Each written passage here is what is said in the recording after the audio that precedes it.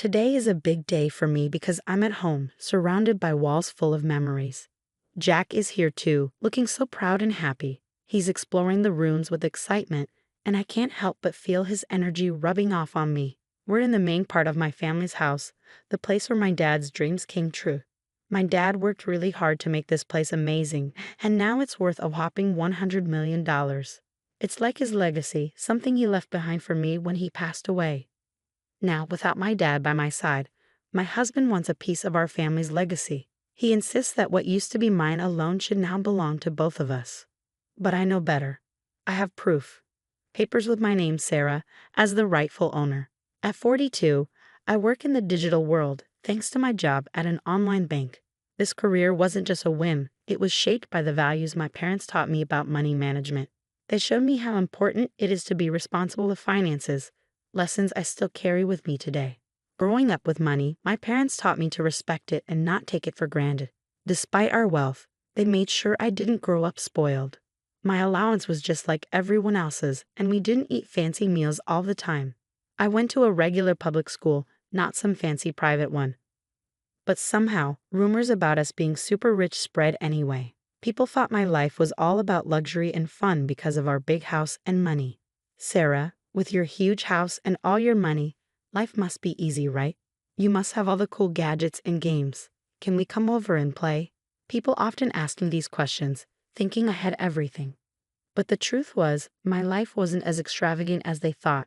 I didn't have the newest toys or gaming consoles, but people still assumed I did.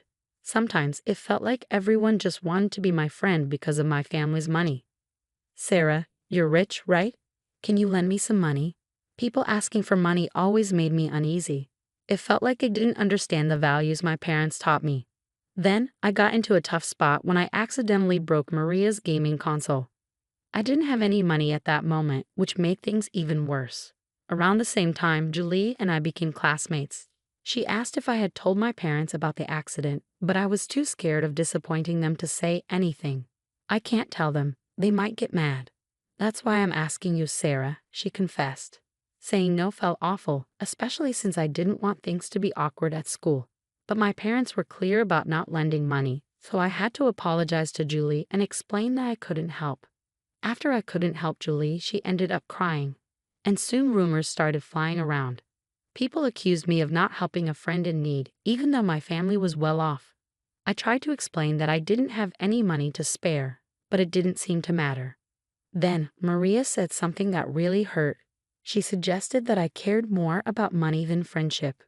Things got worse when Maria and Julie started spreading lies, saying I owed them money and refused to pay for the broken console.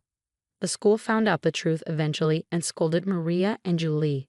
But instead of stopping, the rumors got worse and even reached my parents.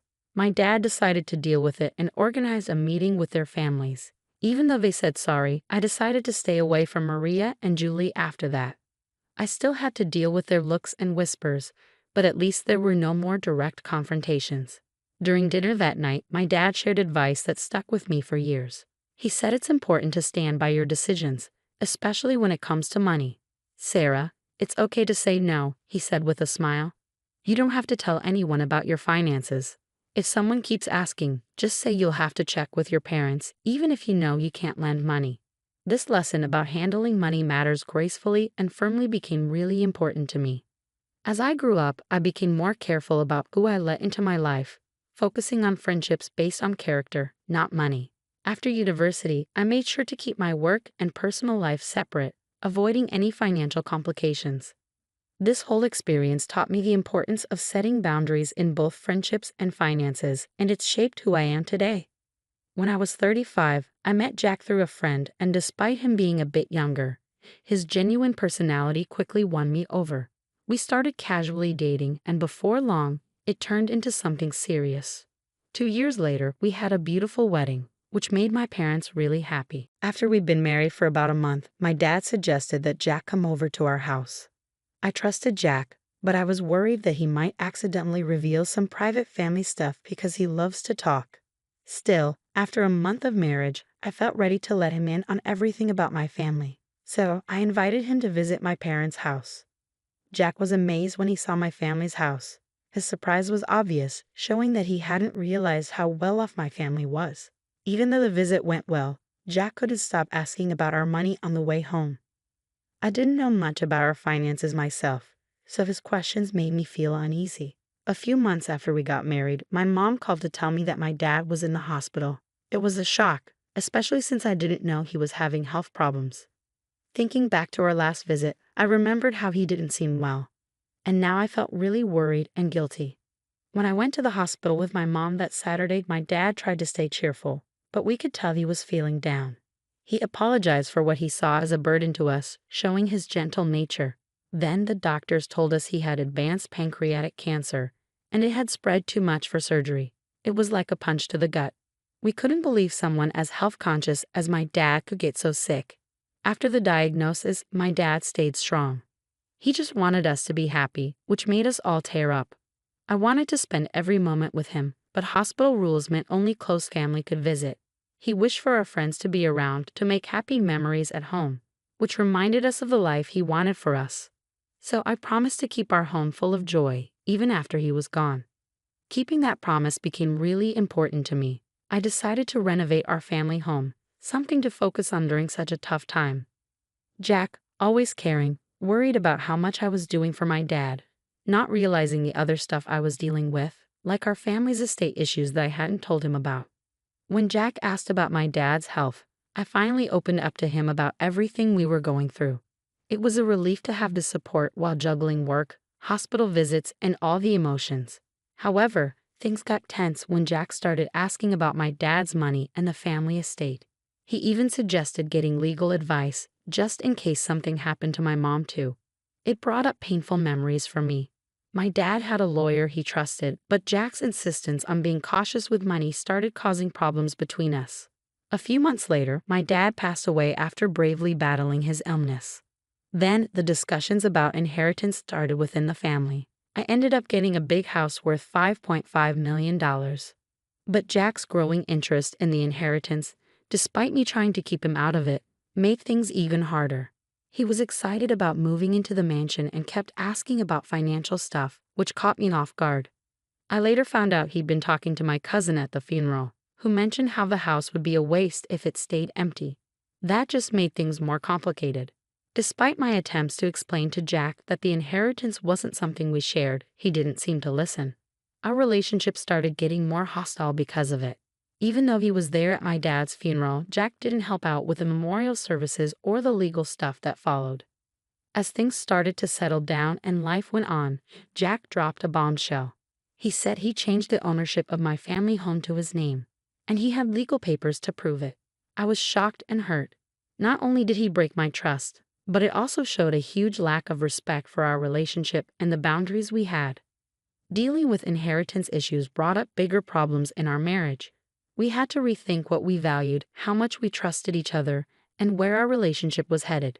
When Jack told me he changed the ownership of our family home without telling me, I was shocked and hurt. He said he was tired of our marriage and suggested we live together as roommates in the house, with him not giving me much financial support. He even threatened divorce if I didn't agree, which was a lot to take in on top of everything else. I begged him to think about what he was doing and why he made such a big decision without talking to me. He said he'd talked to a lawyer about changing the ownership without my permission. Things got so bad that divorce seemed like the only way out. I was heartbroken and lost, feeling like I had to distance myself from the home and life I'd shared with Jack. I couldn't understand why he'd do something like this, and it felt like money had changed and for the worse. The next day, Jack demanded the house keys, saying the house was his now. This just made things worse. He tried to get into the house, but security stopped him. I showed them the real ownership papers, proving the house was mine because of my dad. Seeing the proof, Jack was shocked. He trusted a guy named Jerry to help him with legal stuff, and Jerry had lied to him. Jack had even given Jerry $360,000 to change the ownership, but it turned out to be a scam. Jack was really upset. He kept trying to call Jerry, but Jerry wouldn't answer. Jack was mad at him for tricking him and taking his money. Then he turned his anger on me, saying I spent too much money on things he thought were unnecessary. He even questioned if I understood how inheritance stuff worked. Even though Jack tried to fix things and suggested we give our marriage another chance, the trust between us was too broken. I asked the security guard to help him leave, closing a painful chapter of my life. In the months that followed, I had time to think about everything that happened. It made me realize how important trust and honesty are in a relationship. What happened with Jack, all the lies and betrayal, taught me to be careful not to let money cloud my judgment. During my dad's first memorial service at our family temple, Jack showed up unexpectedly. Since our divorce, things hadn't been going well for him. He didn't have a job, he had money problems, and it seemed like the people he trusted had let him down. He looked really sad and lost, standing there in contrast to the solemn occasion. As he tearfully tried to apologize, his actions unintentionally disrupted the memorial, causing a commotion among my relatives. Despite his emotional distress, I had to ask him to leave, and security had to step in to make sure it happened. It was a difficult moment, especially during such a solemn occasion, leaving me with mixed emotions, but also a strong desire to move forward and leave our past behind. I decided it was time to leave my parents' home, something I'd been planning for a while. I found a new place to live, cutting ties with Jack for good. Meanwhile, Jack kept coming to the family property, which we had turned into a rental villa. My mom and I ran the villa together, turning it into a happy place for many people to visit and enjoy. On his side, Jack seemed to be trying to make positive changes. He got a new job and was really focused on starting over. Turning our family home into a rental villa not only honored my dad's vision, but also created a welcoming place for guests from all walks of life. The villa, known for its stunning views and beautiful garden, became really popular. We hosted all sorts of events there, from small weddings to big family parties. Working on it with my mom brought us even closer and made us really happy. As the villa became more successful, we decided to add more stuff to make it even better. We put in a swimming pool, a cozy outdoor lounge, and a fun area for kids to play. We were really committed to making sure our guests had an amazing time, and it paid off. The villa became a top spot for people looking for a peaceful getaway and unforgettable experiences. This whole project wasn't just about making money. It was about making my dad's dream come true and creating special memories for our guests. Taking care of the villa's garden filled me with a deep sense of happiness. Seeing our family home turned into a place where people could come together, have fun, and make lasting memories made me really proud. I could almost imagine my father looking down with pride at what we had accomplished, bringing his dream to life. This venture not only fulfilled his vision, but also gave us financial stability and a sense of freedom. Along the way, I learned important lessons about trust, money, and the strength needed to forge my own path, separate from the challenges of the past. In this journey of self-discovery, I discovered that facing difficulties can actually make you stronger and more determined. I heard news about Jack from friends, and it seemed like he was turning his life around, finding a meaningful job and learning from his mistakes. Seeing his progress gave me a sense of peace, knowing that both of us were moving forward and growing. My father's dream became a driving force for growth, not just for me and my mom, but for everyone who visited the rental villa. It became a place of joy and celebration, a sanctuary where people could create lasting memories. The success of the villa is a testament to my father's vision, reminding us of the values of resilience and hard work. Through this venture, we've created more than just a place to stay.